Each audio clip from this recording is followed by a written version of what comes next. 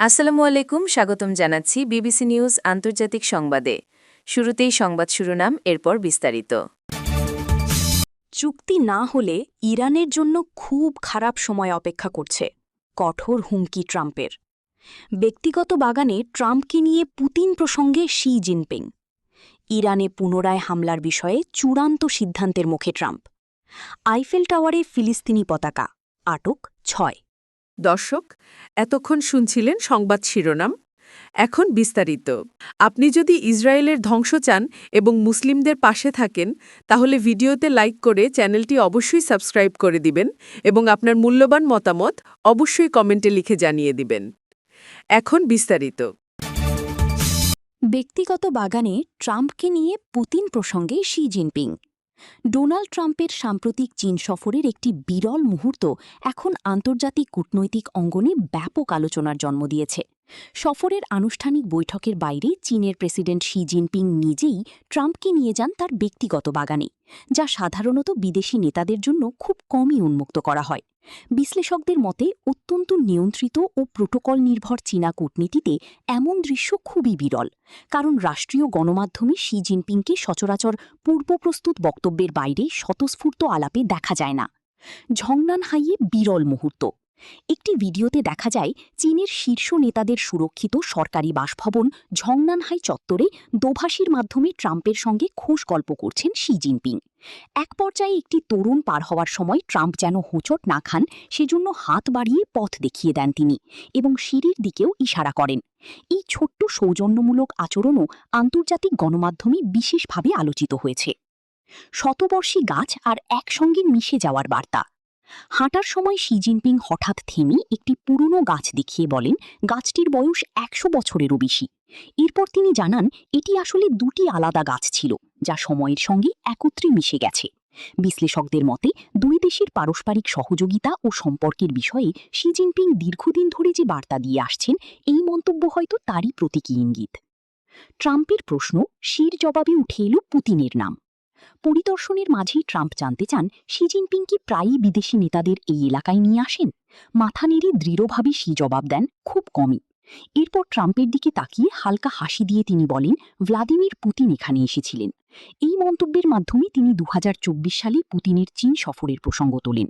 সেই সফরে রুশ প্রেসিডেন্ট ঝংনানহাইয়ের বাগানে শি জিনপিংয়ের সঙ্গে দীর্ঘ সময় কাটিয়েছিলেন এবং চা চক্রেও অংশ নিয়েছিলেন পুতিন। চীনের ইতিহাস দেখালেন শি।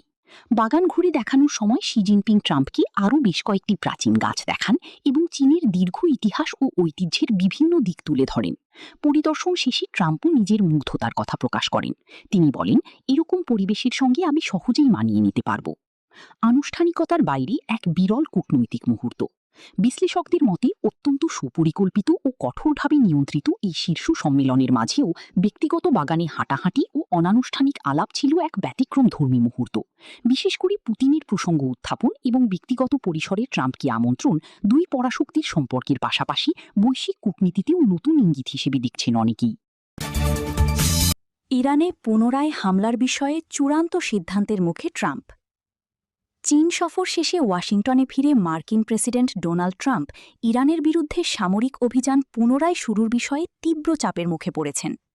কূটনীতিতে কোনো বড় ধরনের সাফল্য না আসায় মার্কিন প্রতিরক্ষা দপ্তর পেন্টাগনের শীর্ষ উপদেষ্টারা তেহরানের বিরুদ্ধে নতুন করে সামরিক হামলা চালানোর বিভিন্ন পরিকল্পনা ও বিকল্প প্রস্তাব তৈরি করেছেন। তবে এই বিষয়ে এখনও চূড়ান্ত কোনো সিদ্ধান্ত নেননি প্রেসিডেন্ট ট্রাম্প এবং পুরো পরিস্থিতি এখন তার চূড়ান্ত অনুমোদনের অপেক্ষায় রয়েছে। পেন্টাগনের কর্মকর্তারা জানিয়েছেন গত এপ্রিল মাসে শুরু হওয়া আইফেল টাওয়ারে ফিলিস্তিনি পতাকা, আটক 6। ফ্রান্সের রাজধানী প্যারিসের আইফেল টাওয়ারে ফিলিস্তিনের একটি বড় পতাকা ঝুলিয়ে প্রতিবাদ প্রদর্শনের ঘটনা ঘটেছে। এ ঘটনায় ফরাসি পুলিশ অন্তত 6 জনকে আটক করেছে। শুক্রবার 15 মে স্থানীয় সময় দুপুরের দিকে পরিবেশবাদী ও সামাজিক আন্দোলন সংগঠন এক্সটিংশন রেবেলিয়ন ফ্রান্সের সদস্যরা আইফেল টাওয়ারের প্রথম তলায় নিরাপত্তা ব্যবস্থাকে পাশ কাটিয়ে প্রবেশ করেন এবং সেখানে একটি বড় ফিলিস্তিনি পতাকা ঝুলিয়ে দেন। ঘটনার সময় টাওয়ার এলাকায় পর্যটক চলাচল সাময়িকভাবে সীমিত করা হয়। পরে নিরাপত্তা বাহিনী অভিযান চালিয়ে সংশ্লিষ্টদের আটক করে। প্রাথমিকভাবে অন্তত 6 জনকে আটক করা হয়েছে বলে ফরাসি কর্তৃপক্ষ ও স্থানীয় গণমাধ্যম জানিয়েছে। পুলিশ জানায় অনুমতি ছাড়া সংরক্ষিত এলাকায় প্রবেশ এবং জননিরাপত্তা বিঘ্নিত করার অভিযোগে ঘটনাটির তদন্ত শুরু হয়েছে। জড়িতদের বিরুদ্ধে আইনগত ব্যবস্থা নেওয়া হবে। অ্যাক্টিভিস্টরা এটিকে প্রতীকী প্রতিবাদ হিসেবে উল্লেখ করেন। তারা ফিলিস্তিনে চলমান সংঘাত ও মানবিক পরিস্থিতির প্রতি আন্তর্জাতিক দৃষ্টি আকর্ষণের উদ্দেশ্যে এই কর্মসূচি পালন করেন বলে বিভিন্ন প্রতিবেদনে বলা হয়েছে। এ ঘটনায় সামাজিক যোগাযোগ মাধ্যমে ব্যাপক আলোচনা শুরু হয়েছে। কেউ একে রাজনৈতিক প্রতিবাদ হিসেবে দেখছেন, আবার কেউ বিশ্বখ্যাত স্থাপনার নিরাপত্তা লঙ্ঘন হিসেবে সমালোচনা করছেন। চুক্তি না হলে ইরানের জন্য খুব খারাপ সময় অপেক্ষা করছে, কঠোর হুমকি ট্রাম্পের।